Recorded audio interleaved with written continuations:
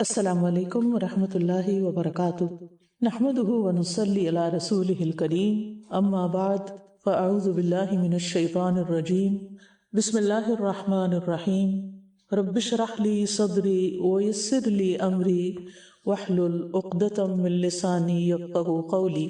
اے اللہ، تو میرا کلام سن رہا ہے، میں جس جگہ میں ہوں وہ بھی تو دیکھ رہا ہے، تو میری پوشیدہ اور اعلانیہ ہر چیز کو جانتا ہے، میرے معاملے میں تجھ سے کوئی چیز پوشیدہ نہیں، میں بڑا محتاج ہوں، تجھ سے ہی فریاد کرنے والا اور تجھ سے ہی پناہ لینے والا ہوں، ڈر رہا ہوں، کانپ رہا ہوں، میں اپنے گناہوں کا اقرار اور اعتراف کرنے والا ہوں، میں تجھ سے ایسے سوال کر رہا ہوں جیسے ایک مسکین سوال کرتا ہے، میں ایک ذلیل گنہگار انسان کی طرح فریاد کر رہا ہوں، میں تجھ سے دعا کر رہا ہوں ایسے بندے کی طرح جو خوف زدہ بھی ہے، بے قرار بھی ہے، جس کی گردن تیرے آگے جھکی ہوئی ہے، جس کی آنکھیں تیرے لیے آنسو بہا رہی ہیں، جس کا جسم تیرے آگے جھکا ہوا ہے اور اپنی ناک رگڑ رہا ہے۔ اے اللہ، تو مجھے اپنی دعا سے محروم نہ کرنا اور تو مجھ پر ہمیشہ مہربان ہو جا۔ اے وہ ذات جو سب سے بہترین ہے، جس سے کوئی سوال کرے اور سب دینے والوں میں سے تو بہترین دینے والا ہے۔ ہمارا آج کا ٹاپک ہے دعا مانگتے ہوئے عاجزی اور انکساری کا اظہار کریں، کیونکہ جب ہم اللہ سبحانہ وتعالیٰ کے سامنے اپنی عاجزی کا اظہار کرتے ہیں، اپنی کمزوری کا اظہار کرتے ہیں، اپنی بے بسی کا اظہار کرتے ہیں، تو یہ چیز دعا کی قبولیت میں فائدہ مند ہوتی ہے۔ ویسے بھی اگر دیکھا جائے تو عاجزی اور انکساری انسان کی شخصیت کا بہترین وصف ہے۔ اللہ کی نظر میں بھی اور بندوں کی نظر میں بھی وہ لوگ زیادہ اچھے ثابت ہوتے ہیں یا اچھے لگتے ہیں جو عاجزی اور انکساری کا ثبوت دیتے ہیں۔ لیکن یہ پیدا کیسے ہوتی ہے؟ یہ وصف انسان کے اندر اس وقت پروان چڑھتا ہے جب انسان اپنے دل میں اللہ تعالیٰ کی عظمت کا احساس اجاگر کر لیتا ہے کہ اللہ بڑا ہے، اللہ العظیم ہے، العلی ہے، الکبیر ہے، الاکبر ہے۔ تو اس سوچ کے نتیجے میں انسان جب اللہ تعالیٰ کو بڑا سمجھتا ہے تو اپنے آپ کو اس کے سامنے حقیر سمجھتا ہے، عاجز سمجھتا ہے، بے بس سمجھتا ہے۔ تو بنیادی طور پر معرفت الہی انسان کے اندر عاجزی پیدا کرتی ہے۔ جتنا جتنا جو شخص اپنے رب کو پہچانتا چلا جاتا ہے اتنی ہی اس کے اندر عاجزی پیدا ہو جاتی ہے۔ اور یہ انبیاء کی صفت بھی تھی۔ سورۃ الانبیاء میں اللہ تعالیٰ فرماتے ہیں انہم کانوا یسارعون فی الخیرات ویدعوننا رغبا ورہبا وکانوا لنا خاشعین۔ یقیناً وہ نیکیوں میں جلدی کرتے تھے اور ہمیں رغبت اور خوف سے پکارتے تھے، حالانکہ وہ اللہ کے چنے ہوئے بندے تھے، پسندیدہ بندے تھے جنہیں اللہ تعالیٰ نے اپنی نبوت اور رسالت کے لیے خود چنا تھا، لیکن اس کے باوجود ان کے اندر اللہ کا ڈر تھا، اللہ کا خوف تھا۔ وَقَانُوا لَنَا خَاشِعِينَ، اور وہ ہمارے لیے جھکے ہوئے تھے، عاجزی کرنے والے تھے۔ اسی طرح قرآن مجید میں ابراہیم علیہ السلام کی صفت اواہ منیب آتی ہے اور اواہ حلیم بھی آتی ہے۔ ان ابراہیم لأواہ حلیم، کہ بے شک ابراہیم یقیناً نرم دل اور بڑے بردبار تھے، وہ اللہ کے دوست تھے، ان کو اس پر کوئی غرور اور فخر نہیں تھا، بلکہ ان کے اندر بردباری تھی، کثرت سے رویا کرتے تھے، اس مریض کے حال کی طرح جو اپنی بیماری کی وجہ سے کراہتا ہے۔ ان کے اندر اللہ کے سامنے اپنی عاجزی کا ایسا احساس تھا، تو وہ اپنے رب کے سامنے کثرت سے دعا کیا کرتے تھے، اپنی تکالیف کا اظہار کیا کرتے تھے۔ اسی طرح ہم دیکھتے ہیں کہ یعقوب علیہ السلام کس طرح جب یوسف علیہ السلام کی جدائی سے آزمائے گئے تو کس طرح وہ عاجزی اور انکساری کا اظہار کرتے ہیں اور اللہ کی طرف رغبت کرتے ہیں۔ خود نبی صلی اللہ علیہ وسلم بھی دعا مانگتے ہوئے عاجزی اختیار کرتے تھے۔ خاص طور پر بدر کا واقعہ ہم سب کو معلوم ہے کہ جب جنگ بدر ہوئی اور کفار کے مقابلے میں مسلمانوں کی کمزوری واضح تھی تو اللہ کے نبی صلی اللہ علیہ وسلم نے قبلہ رخ ہو کر دعا کی، قبلے کی طرف منہ کیا، پھر اپنے دونوں ہاتھوں کو اٹھایا اور اپنے رب سے گڑ گڑا کر دعا مانگنا شروع کی۔ اے اللہ، میرے لیے اپنے کیے ہوئے وعدے کو پورا فرما، اے اللہ اپنے وعدے کے مطابق عطا فرما، اے اللہ اگر اسلام کی یہ جماعت ہلاک ہو گئی تو زمین پر تیری عبادت نہ کی جائے گی۔ آپ صلی اللہ علیہ وسلم برابر اپنے ہاتھ اوپر اٹھائے ہوئے قبلے کی طرف منہ کر کے دعا کرتے رہے یہاں تک کہ آپ کی چادر آپ کے کندھوں سے گر پڑی۔ تو ابو بکر رضی اللہ عنہ دوڑ کر آئے اور انہوں نے آپ کی چادر کو اٹھایا اور واپس کندھے پہ ڈالا، پھر آپ کے پیچھے سے آپ کے ساتھ لپٹ گئے اور عرض کیا، اے اللہ کے نبی، آپ نے اپنے رب سے بہت دعا کر لی، آپ کی دعا بہت کافی ہو گئی، ان قریب وہ اپنے کیے ہوئے وعدے کو ضرور پورا کرے گا۔ تو اللہ سبحانہ وتعالیٰ نے یہ آیت نازل فرمائی، اذ تستغیثون ربکم فاستجاب لکم انی ممدکم بألف من الملائکۃ مردفین۔ جب تم اپنے رب سے فریادیں کر رہے تھے تو اس نے تمہاری دعا قبول کر لی کہ میں تمہاری مدد 1000 لگاتار فرشتوں سے کروں گا۔ پس اللہ نے آپ کی فرشتوں کے ذریعے مدد فرمائی۔ اور ہم دیکھتے ہیں کہ بہت ہی حیران کن طریقے پر مسلمان کامیاب ہو گئے کفار کے مقابلے میں، اور مسلمانوں کو ایک عظیم الشان کامیابی نصیب ہوئی۔ ان کی کوشش تھی لیکن دشمن کے مقابلے میں ان کی طاقت بہت کم تھی، لیکن ان دعاؤں کی وجہ سے اللہ سبحانہ تعالیٰ نے ان کی کمزوری کو طاقت میں بدل دیا اور کفار پر ان کا روک قائم کر دیا۔ قرآن مجید میں عمومی طور پر بھی عاجزی اختیار کرنے والوں کے لیے خوشخبری ہے۔ اللہ تعالیٰ فرماتے ہیں فَإِلَٰهُكُمْ إِلَٰهٌ وَاحِدٌ فَلَهُ أَسْلِمُوا وَبَشِّرِ الْمُخْبِتِينَ۔ سو تمہارا معبود ایک ہی معبود ہے، اسی کے فرمانبردار بن جاؤ اور عاجزی کرنے والوں کو خوشخبری سنا دو۔ یعنی جو انسان بھی زندگی میں عاجزی اختیار کرے گا، اور عاجزی تکبر کا اپوزٹ ہے، تکبر کا شکار نہیں ہوگا، انا کا شکار نہیں ہوگا، تو اللہ سبحانہ وتعالیٰ اس کے لیے خیر و بھلائی کے دروازے کھول دے گا۔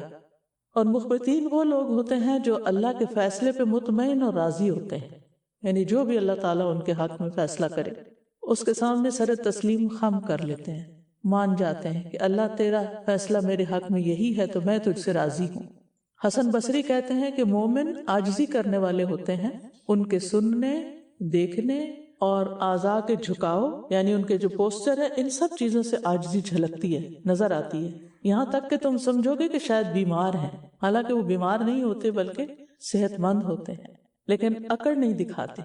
ان کے دلوں میں خوف الہی ہوتا ہے جو دوسروں میں نہیں ہوتا، اور آخرت کے علم نے انہیں دنیا سے روک دیا ہوتا ہے، یعنی جتنا زیادہ وہ آخرت کے بارے میں جانتے ہیں اتنی ان کی دنیا سے پھر دوری ہوتی جاتی ہے۔ امام ابن قیم کہتے ہیں، اللہ جس کے ساتھ خیر کا ارادہ کرتا ہے اس کے لیے ذلت کا، عاجزی کا اور ہمیشہ اللہ کی بارگاہ میں پناہ پکڑنے اور اس کی بارگاہ میں محتاجگی ظاہر کرنے کا دروازہ کھول دیتا ہے۔ یعنی اللہ تعالیٰ جس کے ساتھ بھلائی کا ارادہ کرتا ہے اس کے اندر عاجزی پیدا کر دیتا ہے۔ تو یہ انسان ہمیشہ اپنے عیبوں کو سامنے رکھتا ہے، اپنی جہالت کو، اپنے ظلم کو، اور وہ ہمیشہ اپنے رب کے فضل، اس کے احسان اور اس کی رحمت، اس کی سخاوت، اس کے حسن سلوک اور اس کے غنی ہونے اور اس کی حمد کو سامنے رکھتا ہے، یعنی اللہ تعالیٰ کی ساری خوبیاں سامنے رکھتا ہے اور اپنی ساری کمزوریاں سامنے رکھتا ہے۔ یہ اصل میں عاجزی ہوتی ہے، اور خاص طور پر دعا مانگتے ہوئے، یعنی عام روزمرہ زندگی میں بھی انسان کے اندر لوگوں سے ڈیلنگ کرتے ہوئے، معاملہ کرتے ہوئے عاجزی ہونی چاہیے، لیکن خاص طور پر دعا مانگتے ہوئے عاجزی اختیار کرنی چاہیے، کیونکہ اس دعا کے وقت اگر کوئی شخص اللہ کے آگے نہیں جھکتا تو یہ اس کے دل کی سختی کی علامت ہے۔ قتادہ کہتے ہیں کہ جس شخص کو مال، جمال، لباس یا علم دیا گیا پھر اس نے اس میں عاجزی اختیار نہ کی تو یہ نعمتیں قیامت کے دن اس کے لیے وبال ہوں گی۔ یعنی جس انسان کو مال دیا گیا، لباس دیا گیا، خوبصورتی دی گئی اور علم دیا گیا، یہ ساری چیزیں یا ان میں سے کچھ چیزیں، اور ان کو پا کر اگر اس نے اکڑ دکھائی تو قیامت کے دن یہ اس کے لیے مصیبت بن جائے گی، کیونکہ دینے والا تو اللہ تھا۔ تو ان کو پا کر اللہ کے آگے بھی جھکنا چاہیے اور اللہ کے بندوں کے لیے بھی عاجزی اختیار کرنی چاہیے۔ کعب احبار کہتے ہیں، جو بندہ اللہ عز و جل کی نعمت پر شکر ادا نہ کرے اور نہ ہی عاجزی کرے تو اللہ عز و جل اس بندے سے اس کا دنیاوی نفع بھی روک دیتا ہے۔ ٹھیک ہے، یعنی جو نعمت ملنے پہ شکر نہیں کرتا، عاجزی اختیار نہیں کرتا، اللہ تعالیٰ اس کی دنیا بھی اس سے چھین لیتا ہے اور اس کے لیے جہنم کا ایک طبقہ کھول دیتا ہے۔ اب اللہ چاہے تو اسے عذاب دے، چاہے تو معاف کر دے۔ یعنی اللہ سبحانہ تعالیٰ کے نزدیک یہ چیز اس قدر ناپسندیدہ ہے کہ اللہ کی دی ہوئی نعمت پر انسان اپنے آپ کو بڑی چیز سمجھ لی، حالانکہ کچھ بھی تو اس کا اپنا نہیں، اس کے پاس جو بھی کچھ ہے سب اللہ کا دیا ہوا ہے. جیسے قرآن مجید میں آتا ہے وَمَا بِكُم مِّن نِعْمَةٍ فَمِنَ اللَّهِ، تمہارے پاس جو بھی کوئی نعمت ہے وہ دراصل اللہ کی طرف سے ہے. تو جب ہمارے پاس تو ادھار ہی ہے، ہماری اپنی تو ہے نہیں، اور جس وقت چاہے لے بھی سکتا ہے. تو اس لیے جب وہ دے تو اس سے راضی رہیں، شکر ادا کریں، خوش ہوں اس پر. لیکن لوگوں کے سامنے ان عارضی چیزوں کی وجہ سے بڑا بننے کی کوشش نہ کریں اور تکبر نہ کریں، کیونکہ ان میں سے کوئی چیز کسی بھی وقت جا سکتی، چاہے مال، چاہے اولاد ہو، چاہے انسان کا سٹیٹس ہو، کوئی علم ہو، کوئی ڈگری ہو. ایک ذرا سا دماغ کے اندر کوئی چیز آ جائے، انسان کا دماغ پھر جائے، اس کی نگاہ جاتی رہے، کتنی دیر لگتی؟ کسی بھی چیز کے جاتے کوئی دیر نہیں لگتی، ایون جان جاتے دیر نہیں لگتی جب اللہ چاہے. لیکن انسان کو جو بھی ملے اس پر راضی رہے، شکر کرے. تو بہرحال یہ دعا ہے اللہم انک تسمع کلامی، اے اللہ تو میرا کلام سن رہا ہے، یعنی تو سنتا ہے، مجھے یقین ہے تو سنتا ہے. وترا مکانی، اور تو میرا مکان، یا جہاں میں بیٹھا ہوں، جس جگہ بھی ہوں وہ بھی دیکھ رہا ہے. وتعلم سری وعلانیتی، اور تو میرا چھپا اور ظاہر وہ بھی جانتا ہے، یعنی میرے سارے حال تجھے پتا ہے، یعنی تجھ سے میرا کچھ بھی چھپا ہوا نہیں. ولا یخفی علیک شیء من امری، میرے معاملے میں سے کوئی چیز تجھ پر پوشیدہ ہے ہی نہیں، میں کہیں تجھ سے چھپ ہی نہیں سکتا. اور میرا حل کیا ہے؟ وَأَنَا الْبَائِسُ الْفَقِيرُ، کہ میں بڑا ہی تکلیف میں ہوں اور محتاج ہوں. المستغیث، فریاد کرنے والا ہوں. المستجیر، تجھ سے پناہ لینے والا ہوں. الوجد، ڈر رہا ہوں. المشفق، کانپ رہا ہوں. المقر، اقرار کر رہا ہوں. المعترف، اعتراف کرتا ہوں. بذنبی، اپنے گناہوں کا، اپنے گناہوں کا اقرار اور اعتراف کرتا ہوں. اسألک، میں تجھ سے سوال کرتا ہوں، مسألۃ المسکین، جیسے کوئی مسکین سوال کرتا ہے، یعنی دعا مانگتے ہوئے انسان کی حالت ایسے ہونی چاہیے جیسے کوئی مسکین فقیر کسی سے سوال کر رہا ہوتا ہے. وَأَبْتَهِلُ إِلَيْكَ ابْتِهَالَ الْمُذْنِبِ الذَّلِيلِ، اور ایک ذلیل، کمزور، گناہگار انسان کی طرح فریاد کر رہا. وَأَدْعُوكَ دُعَاءَ الْخَائِفِ الضَّرِيرِ، اور میں تجھ سے دعا کر رہا ہوں ایسے بندے کی طرح جو خوف زدہ بھی ہے اور بے قرار بھی ہے. من خضعت لک رقبتہ، جس کی گردن تیرے آگے جھکی ہوئی. وفاضت لک عیناہ، جس کی آنکھیں تیرے لیے آنسو بہا رہی. وظل جسدہ، اور اس کا جسم تیرے آگے جھکا ہوا ہے. ورغم انفہ، اور اس کی ناک خاک آلود ہے. انفہ لک، تیری خاطر. اللہم لا تجعلنی بدعائک شقیا، اے اللہ تو مجھے اپنی دعا سے محروم نہ کرنا. وَكُن بی دوما رحیما، اور تو ہمیشہ مجھ پر مہربان ہو جا. یا خیر المسئولین و یا خیر المعطین، اے وہ ذات جو سب سے بہترین ہے جس سے کوئی سوال کرے، اور سب سے بہترین ہے جو دینے والے ہیں، یعنی تو خوب عطا کرتا ہے، اور جن سے مانگا جاتا ہے ان میں سب سے اعلیٰ اور افضل تو ہی ہے. تو یہ دعا کر کے پھر اس کے بعد انسان اپنی حاجت اللہ کے سامنے رکھے، اپنا حال اللہ کے سامنے بیان کر کے پھر اپنی ضرورت رکھے، تو اللہ سبحانہ وتعالیٰ دعاؤں کا سننے والا ہے، اس عاجزی کو پسند کرتا ہے، اور پھر بندہ جو مانگتا ہے اس کو عطا کرتا ہے. یہ دعا معجم الکبیر طبرانی میں آتی ہے. اس کی سند تو ضعیف ہے لیکن الفاظ اتنے اچھے ہیں کہ جو ہم اپنی طرف سے ایسا اظہار کر ہی نہیں سکتے اپنی عاجزی کا، انکساری کا. تو اس لیے جب اچھے الفاظ میں کوئی دعا کہیں سے بھی ملے تو اس کو لے لینا چاہیے. بہرحال جس سند سے یہ آتی ہے اس میں کہا جاتا ہے کہ ابن عباس کہتے ہیں کہ حجۃ الوداع کے موقع پر نبی صلی اللہ علیہ وسلم کی دعاؤں میں یہ دعا بھی تھی، یعنی جو لوگ حج وغیرہ پہ جاتے ہیں وہ بھی اپنی دعاؤں میں اس کو شامل کر سکتے ہیں. تو اس کی تھوڑی سی وضاحت اور دیکھ لیتے ہیں. سب سے پہلے فرمایا اللہم انک تسمع کلامی، اے اللہ بے شک تو میرا کلام سنتا ہے. یعنی انسان کو سوچنا چاہیے کہ سنی جانے والی کوئی آواز بھی اللہ سے اوجھل نہیں. اللہ تعالیٰ ہر چیز سنتا ہے. اللہ تعالیٰ کا نام السمیع بھی ہے جو قرآن مجید میں 40 سے زیادہ دفعہ استعمال ہوا ہے کہ اللہ تعالیٰ سنتا ہے. یعنی آپ سوچئے کہ ایک بات 40 دفعہ کہی جائے تو اس پر یقین کرنا کتنا ضروری ہے. اور اس میں آواز کا سننا، اس کو سمجھنا اور اس کو جواب دینا، یہ سب چیزیں آ جاتی ہیں. جب ہم کہتے ہیں نا اللہ تو میرا کلام سنتا ہے، تو اس کا مطلب ہے کہ جو میں کہہ رہا ہوں نا اس کلام کے اندر وہ میری حاجت بھی تو سن رہا ہے کہ میں کتنا ضرورت مند ہوں، اور میں تجھ سے کیا چاہتا ہوں تجھے پتا ہے، یعنی جو میں مانگ رہا ہوں، جو دعا کر رہا ہوں، وہ تجھے سب پتا ہے کہ میری اصل ضرورت ہے کیا۔ کیونکہ ہوتا یہ ہے کہ ہمیں خود بھی نہیں پتا ہوتا کہ ہمیں کیا چاہیے۔ اللہ کو ہماری حالت کا، ہماری ضرورت کا زیادہ پتا ہوتا ہے۔ بعض اوقات ہم مانگنا کچھ چاہتے ہیں، منہ سے کچھ اور نکل جاتا ہے۔ بندے ہوں تو وہ غلط پر ہی عمل کر لیں، لیکن اللہ کو پتا ہے کہ بندہ اصل میں کیا چاہتا ہے، یہ کیا کہنا چاہتا تھا۔ آپ نے دیکھا ہوگا نا کہ ہم کبھی کسی سے بات کرتے ہیں تو وہ کہتے ہیں اچھا مجھے سمجھ نہیں آئی تم چاہتی کیا ہو، یعنی تمہاری بات واضح نہیں ہے۔ اور ایسے کئی دفعہ ہوتا ہے کہ لوگوں کا سوال ہی واضح نہیں ہوتا، ان کو خود بھی نہیں پتا ہوتا کہ وہ کیا کہہ رہے ہیں، کیا مانگ رہے ہیں۔ تو بندے تو اریٹیٹ ہوتے ہیں اس وقت کہ یہ مبہم سی بات کر رہا ہے، یا آہستہ واضح بات کر رہا ہے، یا غیر ضروری بات کر رہا ہے، یا پھر اس کی یہ دعا ٹھیک نہیں، یا جو یہ مانگ رہا ہے اس کا مطالبہ ٹھیک نہیں۔ لیکن اللہ سبحانہ تعالیٰ ہمیں اس طرح نہیں جج کرتا، کہ ہمارے بارے میں ایسا کچھ نہیں کہتا، بلکہ ہماری ساری حقیقت کو جانتا ہوتا ہے، اور ہر طرح کی آواز اور دعا اس تک پہنچتی ہے، چاہے ہم چپکے چپکے پکاریں، چاہے ہم بلند آواز سے پکاریں۔ ایک موقع پر جب رسول اللہ صلی اللہ علیہ وسلم خیبر کی طرف روانہ ہوئے تو راستے میں لوگ ایک وادی سے گزر رہے تھے، دو پہاڑوں کے بیچ میں، تو بلند آواز کے ساتھ تکبیریں کہنے لگے، اللہ اکبر اللہ اکبر لا الہ الا اللہ، جیسے زور زور سے نعرے سے لگاتے ہیں لوگ۔ تو رسول اللہ صلی اللہ علیہ وسلم نے فرمایا تم اپنی جانوں پہ رحم کرو، بس اتنا چلانے کی ضرورت نہیں، تم کسی بہرے کو یا ایسے کو نہیں پکار رہے جو تم سے دور ہے، اللہ قریب بھی ہے اور سنتا بھی ہے، جسے تم پکار رہے ہو وہ سب سے زیادہ سننے والا ہے، اور وہ تمہارے بہت نزدیک ہے، بلکہ وہ تمہارے ساتھ ہے۔ تو اس لیے پکارنے میں بھی ایک ادب ہونا چاہیے، اللہ کے نام کے ذکر میں بھی ایک ادب ہونا چاہیے۔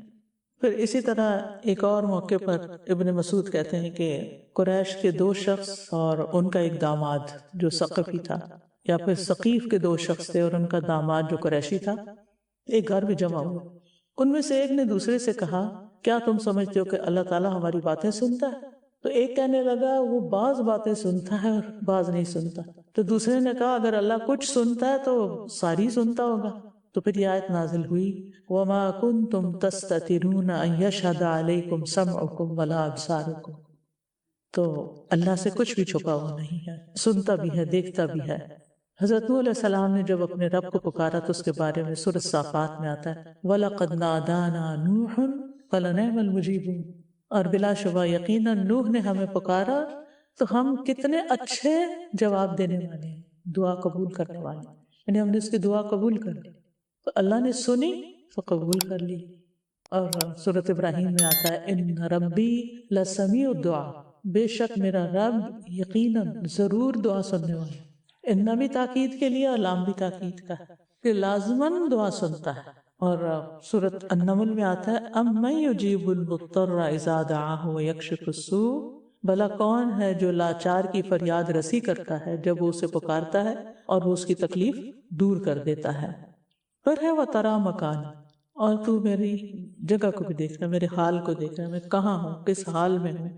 اکیلا ہو انسان تو اللہ وہاں بھی دیکھتا ہے، کسی مجمع میں گم ہو اللہ وہاں بھی دیکھتا ہے۔ ہمیں تو نہیں پتہ چلتا نا اگر کوئی کسی مجمع میں گم ہو جائے، کدھر گیا بندہ، نظر ہی نہیں آ رہا۔ اب کسی کو کوئی چیز دینی ہے اور وہ کسی کراؤڈ میں پھنسا ہوا تھا، آپ کہتے ہیں کہاں دوں، کس کو دوں، تو اللہ کے لیے یہ مشکل نہیں ہے۔ قرآن مجید میں آتا ہے وَهُوَ مَعَكُمْ أَيْنَمَا كُنتُمْ، وہ تمہارے ساتھ ہے جہاں بھی تم ہوتے ہو۔ پھر ہے وَتَعْلَمُ السِّرِّ وَعَلَانِيَةِ، اور تو میری چھپی ہوئی چیزیں بھی جانتا ہے، میری اندر کی چیزیں بھی اور ظاہر بھی، یعنی جو میں چھپاتا ہوں اور جو میں ظاہر کرتا ہوں وہ سب جانتا ہے۔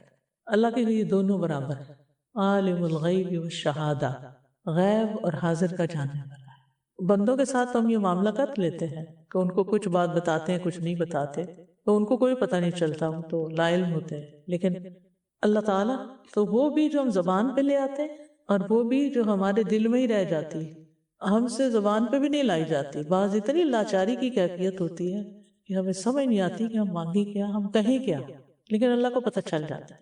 وَلَا يَخْفَى عَلَيْكَ شَيْءٌ مِّنْ أَمْرِي، اور میرے اسی معاملے میں بھی کوئی بھی چیز تجھ سے چھپی ہوئی نہیں ہے۔ وَأَسِرُّوا قَوْلَكُمْ أَوِ اجْهَرُوا بِهِ إِنَّهُ عَلِيمٌ بِذَاتِ الصُّدُورِ، چاہے تم اپنی بات چھپاؤ یا بلند آواز سے کہو، یقیناً وہ سینوں کے بھید بھی جاننے والا ہے۔ حضرت لقمان نے اپنے بیٹے کو واعظ کرتے ہوئے فرمایا تھا یا بنی انہا ان تک مثقال حبۃ من خردل فتکن فی صخرۃ او فی السماوات او فی الارض یأتی بہا اللہ. اے میرے چھوٹے بیٹے، کوئی چیز اگر رائی کے دانے برابر، مسٹرڈ سیڈ، چھوٹا سا، صرف اتنے وزن کی، کسی چٹان کے اندر چھپی ہوئی یا آسمان میں کہیں رکھی، آسمانوں کی وسعتیں دیکھیں کتنی، یا زمین میں، اللہ اسے لے آئے گا. اس کے لیے کچھ بھی مشکل ہے. اس کی قوت آپ دیکھیں، اس کی قدرت آپ دیکھیں، اس کا علم دیکھیں کہ وہ کیا کچھ کر سکتا ہے.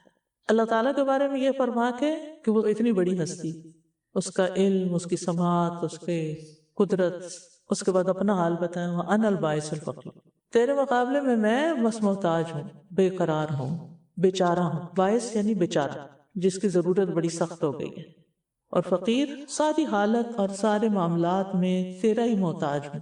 قرآن مجید میں آتا ہے یا ایھا الناس انتم الفقراء الی اللہ، اے لوگو تم سب اللہ کے محتاج ہو، اور اللہ بہت بے نیاز، خوب تعریف والا ہے.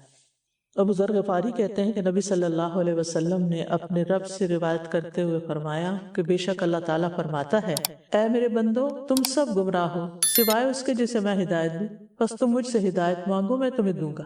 اے میرے بندو تم سب بھوکے ہو سوائے اس کے جسے میں کھلاؤں، تو تم مجھ سے کھانا مانگو میں تمہیں کھانا کھلاؤں. اے میرے بندو تم سب برہنہ ہو سوائے اس کے جس کو میں پہناؤں، تم مجھ سے لباس مانگو میں تمہیں لباس پہناؤں. اے میرے بندو تم سب دن رات گناہ کرتے ہو اور میں سارے گناہوں کو بخشتا ہوں، تو تم مجھ سے ہی بخشش مانگو میں تمہیں بخش لوں گا. اے میرے بندو اگر تم اولین و آخرین اور جن و انس ایک صاف چٹیل میدان میں کھڑے ہو کر مجھ سے مانگنے لگے اور میں ایک ایک کو جو وہ مجھ سے مانگے میں عطا کر دوں، تو میرے خزانوں میں کچھ کمی نہیں ہوگی مگر جتنی سمندر میں سوئی ڈال کر نکالنے سے کمی آتی ہے. نہیں، میرا کچھ بھی نہیں جاتا، تم سب جتنا چاہتے ہو مانگ لو.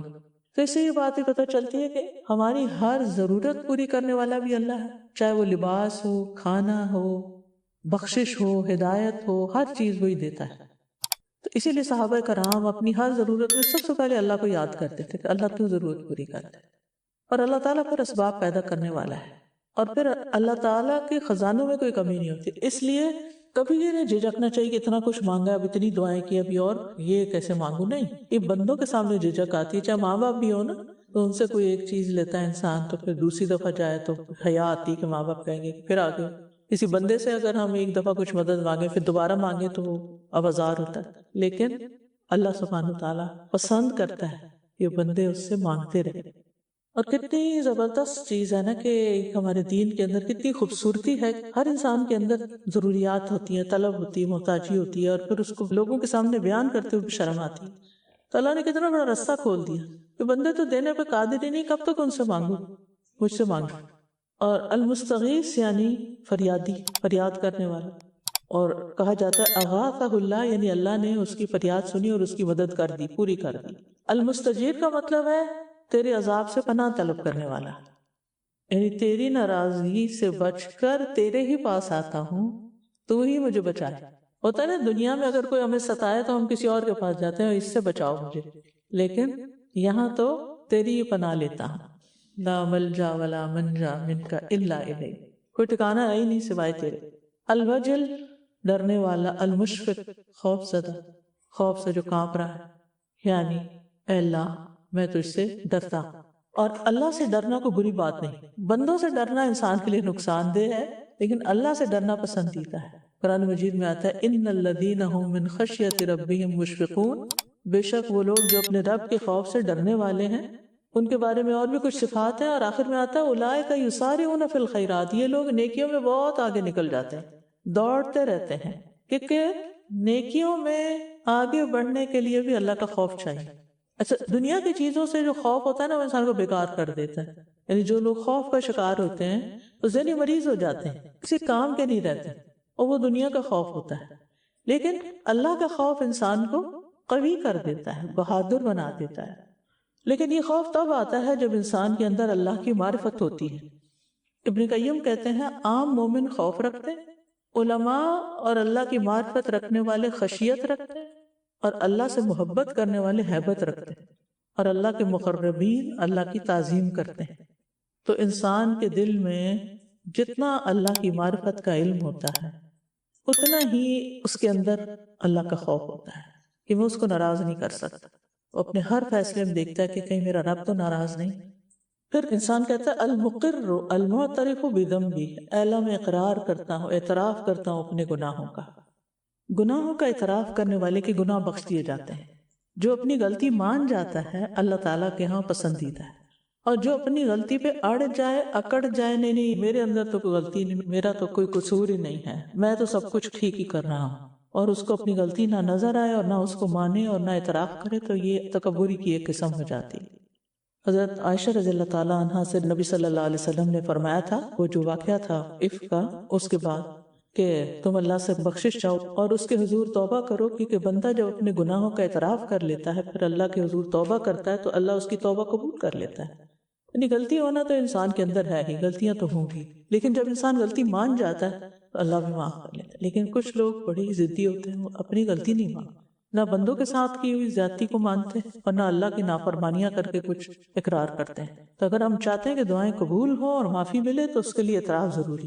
اسألک مسألۃ المسکین، میں ایسے سوال کرتا ہوں جیسے ایک مسکین ہوتا ہے، عاجز، کمزور، وابتہل الیک ابتہال المذنب الذلیل، اور میں تجھ سے گناہگار کی طرح گڑ گڑاتا ہوں، یعنی میں تجھ سے اس طرح گڑ گڑاتا ہوں جیسے گناہوں کے ارتکاب نے اللہ سے گڑ گڑانے والے کو شرمندہ کر دیا۔ یعنی ابتحال ہوتا ہے دعا میں ایک کوشش کر کے گڑ گڑانا، اور یعنی جیسے کہتے ہیں نا حال دعائی، اور ایک اپنے حال کی بے چینی اور بے قراری کا اظہار کرنا، اور ذلیل جس کو کمزور سمجھا جائے۔ وَأَدْعُوكَ دُعَاءَ الْخَائِفِ الضَّرِيرِ، اور میں تجھ سے خوف زدہ مضطر کی طرح دعا کرتا ہوں۔ بندہ اپنے مقام میں جتنا بھی بلند ہو جائے وہ اضطراری کیفیت یا بے چینی یا بے قراری سے بچ نہیں سکتا۔ ہر انسان کے اوپر یہ کیفیت آتی ہے، اور یہ انسان سے مطلوب بھی ہے، لیکن یہ اللہ کے سامنے ہونی چاہیے بے قراری، دنیا کی محبت میں بے قراری نہیں ہونی چاہیے۔ یعنی انسان کے اوپر یہ کیفیات تو آتی ہے تو انسان کو اپنے آپ سے پوچھنا چاہیے کہ اچھا یہ جو مجھے انزائٹی ہو رہی ہے یا بے چینی ہو رہی ہے یا بے قراری ہو رہی ہے تو یہ کیوں ہو رہی ہے، کس چیز کے پیچھے ہو رہی ہے۔ اور پھر یہ ہے کہ جب تک انسان جنت میں نہ داخل ہو جائے اس کی یہ بے چینی اور پریشانی ختم نہیں ہونی چاہیے، پتہ نہیں میرا کیا بنے گا اور میرے ساتھ کیا ہوگا، یعنی بے خوف ہو کے زندگی نہیں بسر کرنی چاہیے۔ پھر ہے من خضعت لک رقبتہ وفاضت لک عیناہ وذل جسدہ ورغم انفہ لک۔ اب ایک ایک عضو کی بات ہے کہ گردن بھی جھکی ہوئی ہے، اور گردن کا جھکنا عاجزی کی علامت ہے، تواضع کی علامت ہے، اور جسم بھی میرا تیرے آگے ذلت اختیار کیے ہوئے ہے، یعنی فرما بردار ہو گیا ہے، آنکھیں بھی بہہ رہی ہیں، اور میرا ناک بھی خاک آلود ہے۔ جو کہتا ہے نا کہ اس کی ناک بڑی اونچی ہے اور یہ ناک کٹ جائے گی، اور ناک کا مسئلہ تو یہ کہ نہیں، مجھے اپنی ناک کی کوئی پرواہ نہیں، بلکہ تیرے آگے میں رگڑ رہا ہوں۔ تو حقیقت یہ ہے کہ اللہ کے آگے جھکنے والے قابل تعریف لوگ ہوتے ہیں، اور اللہ تعالیٰ ان کو پسند کرتا ہے۔ قرآن مجید میں مومن مردوں اور مومن عورتوں کی صفات آتی ہیں، والقانتین والقانتات اور والخاشعین والخاشعات، ان کے اندر خشوع ہوتا ہے، عاجزی ہوتی ہے، قنوت ہوتا ہے، اور انسان کو کوشش سے ان ساری چیزوں کو اپنی زندگی سے نکالنا چاہیے جو تکبر کی علامتیں ہوتی ہیں۔ ان میں سے جیسے کچھ چیزیں انسان کے جسم سے ظاہر ہو رہی ہوتی ہیں، جیسے سر کو سیدھا رکھنے کے بجائے ایسے ٹیڑھا کر کے اکڑ کے دکھانا، اور منہ پھلا لینا، دوسرے سے بات نہ کرنا، اور متکبر کی ایک علامت یہ بھی ہوتا ہے کہ وہ آگے بڑھ کے کسی کو نہیں ملتا، وہ انتظار کرتا ہے لوگ مجھے آ کے سلام کریں، لوگوں کو اپنے قریب نہیں بیٹھنے دیتا، اپنے آپ کو ان سے الگ اور بڑا سمجھتا ہے، مریضوں اور بیماروں اور کمزوروں سے نہیں ملتا، ان کے پاس بیٹھنے سے بھاگتا ہے، اپنا کوئی کام خود نہیں کرنا چاہتا، اور ادنا لباس نہیں پہنتا، اپنے لباس کے ذریعے ہر وقت ظاہر کرتا ہے کہ میں بڑی چیز ہوں۔